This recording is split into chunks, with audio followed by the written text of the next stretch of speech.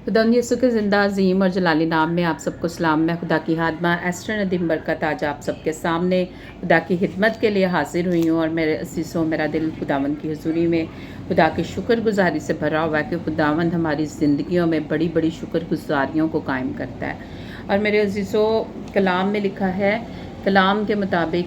कलाम में लिखा है कि खुदा के कलाम के मुताबिक हम सब के लिए ये आगाही है, ये बहुत बड़ी तसल्ली है कि खुदावंद कहता है कि वो सदा तेरी रहनुमाई करेगा, वो खुश्क साली में भी तुझे सैर करेगा और तेरी हड्डियों को कुव्वत देगा, और तू उस सैराब बाग की मानिद होगी और पानी के उस चश्मा की मानिद होगी जिसका पानी कभी कम ना होगा। यकीनन खुदावंद के कलाम में तसल्ली है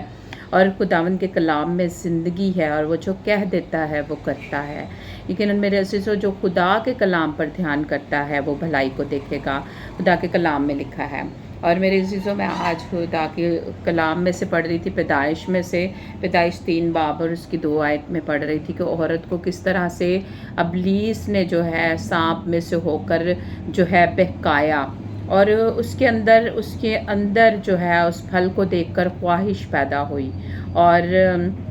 उस ख्वाहिश के बाद जो है गुनाह ने जन्म लिया मेरे अज़ीज़ों। और मैं ये इस बात पर गौर कर रही थी कि गुनाह जो है जब जन्म लेता है तो उसके बाद जो है वो कर्ज जो है वो पैदा होता है। और देखें, हवा ने अगर गुनाह किया तो हवा ने उस फल को देखकर लालच किया और उससे गुनाह हुआ, और जब गुनाह किया तो वो सिर्फ लानत जो है उस तक नहीं रही, बल्कि वो आज तक जो है लोग जो है उस गुनाह को, उस कर्ज को जो है वो भुगत रहे हैं। और सबसे बड़ी बात जो मैं गौर कर रही थी कि हवा को जब खुदा ने कहा कि तू दर्द से बच्चा पैदा करेगी, और देखें दर्द से बच्चे इंसान भी पैदा कर रहे हो और हैवान भी पैदा कर रहे हैं, यानी कि वो हवा का जो गुनाह था उसका कर्ज जो है वो जानवरों तक गया। और मेरे अज़ीज़ों, औरत जो है घर का एक बहुत बड़ा सतून है, एक पूरी बिल्डिंग एक सतून पर खड़ी होती है, और अगर वो सतून ज़रा सा भी हट जाए तो वो बिल्डिंग गिर सकती है। इसलिए मेरे अज़ीज़ों,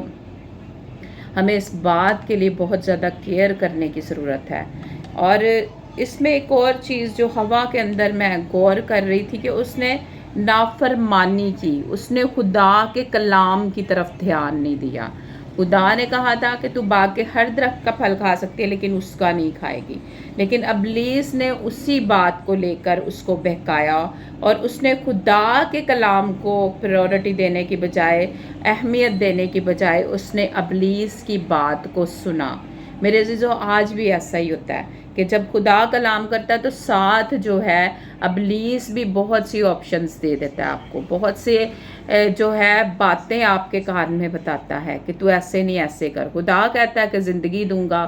और अबलीस फ़ौरन उसी टाइम में आपके कान में फूंक मार देता है कि तेरे लिए बहन ज़िंदगी नहीं है, तेरे लिए मौत है, या भाई तेरे लिए ज़िंदगी नहीं है, मौत है। सो मेरे अज़ीज़ों, इस बात को भी आज बहुत गौर करने की ज़रूरत है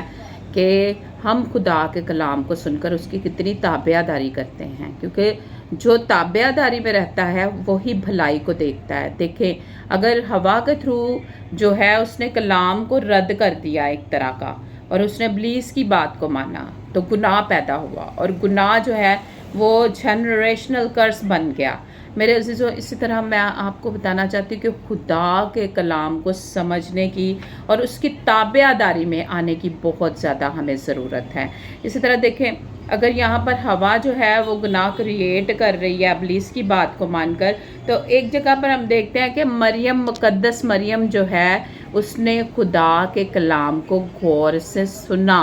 और लिखा है कि उसने कहा कि मेरे लिए तेरे कौल के मुताबिक हो। मेरे अज़ीज़ों,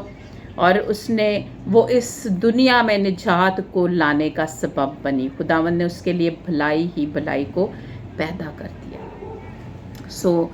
मेरे अज़ीज़ों, हमें चाहिए कि हम खुदा के कलाम को बड़े गौर से सुने और उस पर ध्यान करें, और इब्लीस की बातों को जो है हम इग्नोर करें, एक साइड पे कर दें, ताकि जो बरकत खुदा हमें देना चाहता है وہ ہماری زندگیوں میں قائم ہوتی چلی جائے۔ خداوند آپ سب کو اس کلام کے وسیلہ سے برکت دے۔ خداوند آپ سب کو آپ کے گھروں میں سلامت رکھے، آمین۔